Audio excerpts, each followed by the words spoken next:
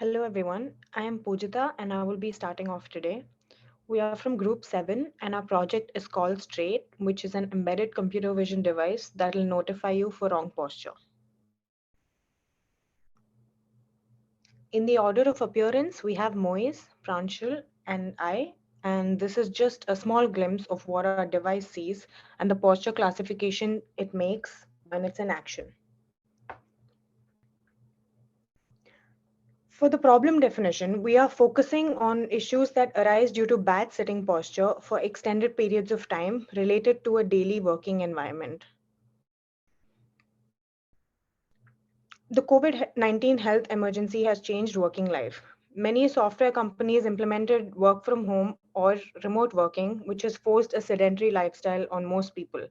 This has consequently led to issues like back pain and neck pain, which in the long run will translate to having catastrophic effects on health. This it mostly happens because people are not aware of their own posture. Bad or out of alignment posture is more common than we think. So what do we know what a bad posture is? According to National Library of Medicine, a bad posture can be is considered anything from slumping or slouching or bending either way in a chair excessively. A few examples can be seen here.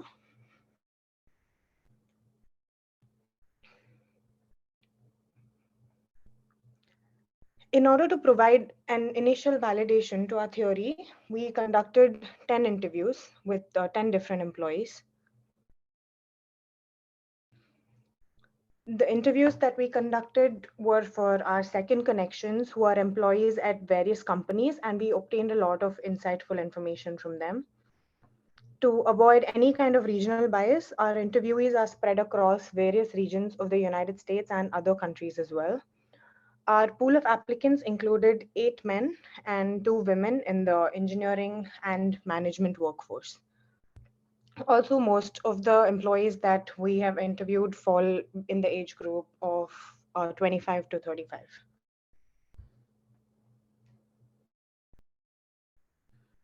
Our key findings and asking them our device related questions are shown in the charts. More than 70% of our interviewees are still working from home and may continue to do so. And around 70% of our interviewees were very interested in procuring such a device as they believe that it will make a positive impact in their daily work life. From this, we were also able to conclude that when people are at work, they were more active than they are now. And with a work from home scenario, a device like this is very relevant. In the process of researching the market to understand the opportunities, we found that United States alone has around 200 million potential customers for our proposed device. Other companies in the market have realized the similar potential. Based on our research on the market size, we have found that the total available market would be anyone working out of an office chair, which is approximately 220 million. And our serviceable available market is 55 million people who are under the category of professionals working in the tech industry. And our serviceable obtainable market is around 12 million people who are currently working from home.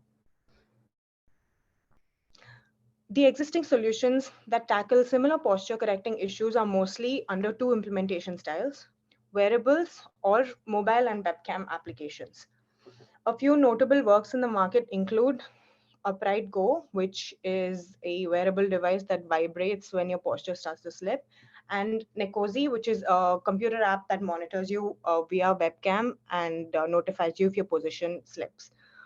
And there have been a few interesting academic works as well, where they use an accelerometer based system to notify you of your wrong posture, as well as a smart chair system for posture correction. Pranshul will now give you the details of our solution. Thanks, Pujita. So, our solution is an embedded device that runs deep learning algorithms on the edge. The proposed solution is an independent device that includes a small camera and a Raspberry Pi. The camera captures the image in the side view of the chair, And since it's a separate device, it will not interfere with the user's workflow. The data is then processed on the Raspberry, and if a bad posture is detected, the user gets a notification on their smart devices. So from our current experimentation on Raspberry 4, we proposed the following hardware for the prototype. While inference, our model uses around 200 megabytes of RAM, so we can go with a Raspberry Pi 4 version with 2 gigabytes. Next, the prototype can have an 8 GB micro SD card to store the model data and at the end of the day reports. The prototype can use an 8 megapixel Raspberry Pi camera module too. The prototype would have a capability to be plugged in a socket or run on rechargeable battery. And finally, a custom casing can be built for our device. So the entire cost of this prototype will be around $100, and the cost will go down as we move into mass production. From the software side, the input from the camera will be fed to a pre-trained MoveNet for key point extraction. These key points are next fed to a dense network for classification, and the predicted posture can be used either as a notification or a daily report. So when the posture goes bad, the user will receive a notification, and at the end of the day, the user will receive a report. So even though there are a lot of data sets for human pose detection, one big challenge that we face is that there are no data sets publicly available that have good and bad setting postures. So we had to create our own data set. So in order to do that, we scraped the images from the internet using a tool called Data Loader. And next, we also recorded our own videos. So the data collection was done in batches so that we can take care of the quality of the data and we can do the annotations ourselves. We ensured that there is no bias in the system. So the created data set finally had 86 good and 140 bad posture images, and a test train split of 2080 was done for our training. In order to test the performance of the network on new dataset, a test to video was created.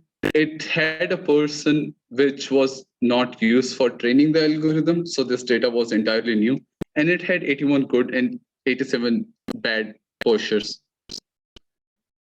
For our deep learning network, we used MoveNet to extract 17 key points. These 17 key points, each of these 17 key points were a tuple of 3 X, Y locations and the accuracy. This tuple was then embedded into a 34 feature vector before feeding it into a DenseNet. So the DenseNet we use here is on the right-hand side. It's a DenseNet with dropouts. It had 5 fully connected layers with 50% dropout, and it uses a softmax classifier and categorical cross entropy loss for the classification task. It currently predicts just good and bad posture, but with a bigger data set and some more feature work, we can go into more gradients of the posture. Before feeding the model to RPy, we quantized it using a TensorFlow Lite. And the model was tested end-to-end on a laptop and RPy. So talking a bit more about the network, the first layer of the network converts the 34 input feature into 128 input feature, and it has a bias of 128. And similarly, the next layer converts these 128 features into 64 with 64 bias elements, and so on. And finally, we receive a one hot encoded result. So next up is Moise with the results of our study.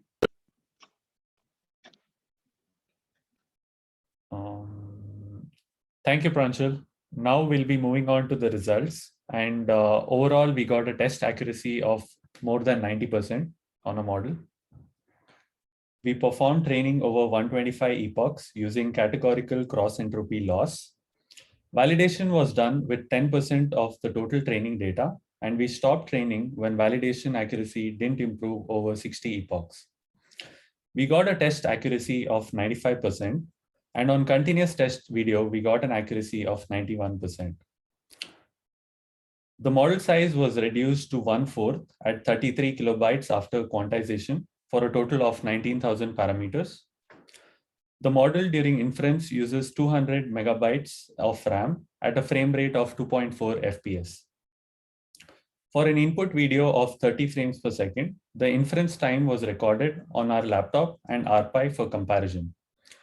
We got a frame rate of 2.4 FPS on RPi, which is quarter times the performance of laptop.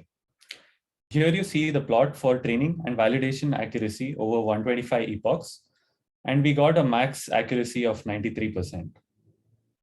These are the test confusion matrices for test images and unseen video. For the test dataset, these are the correct, bad, and good postures, with one good posture being classified as bad and two vice versa. For the video, we had a little higher incorrect classification of the bad posture as good posture. Here we have some images on the confusion metrics. These are bad and good postures that are classified correctly. These bad postures were actually predicted as good postures. The spine structure here is relatively straight, and this is a frame when a person is leaning back, but not too much. This good posture was identified as a bad posture due to bent legs. The legs are supported by an ergonomic device, which the model is not trained on.